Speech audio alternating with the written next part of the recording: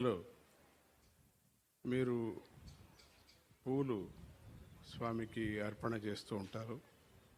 పూలమాలలు కూడా తీసుకొచ్చి పెడుతూ ఉంటారు. దాన్ని మళ్ళీ ఆ పూలనంతా శతగుండిలో పారేస్తూ ఉంటారు.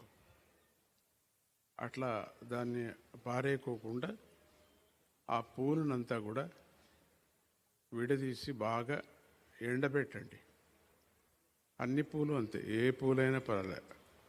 చెండు మల్లె పూలు, బంతి పూలు కూడా పర్వాలేదు. ఆ పూలను బాగా ఎండబెట్టి దాంట్లో అంతా బాగా తడిపోయిన తర్వాత పొడి చేసి పెట్టుకోండి. పొడి చేసి పెట్టుకొని కొంచెం దానికి సాంబ్రాణి కలిపి ఇంట్లో పొగ వేయండి. ఆ దోమలు, తర్వాత విషపురుగులు ఏమున్నా కూడా పోతాయి.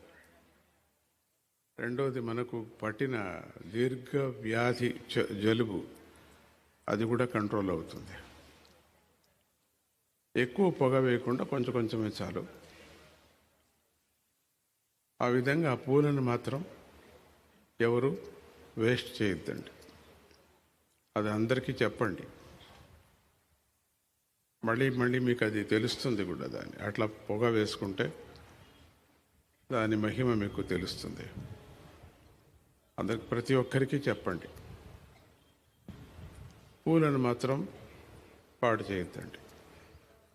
ఆలయంలో దొరికిన పూలు కూడా మీరు ఇంటికి తీసుకుపోండి, సంగ్రహించి పొడి చేసి పెట్టండి.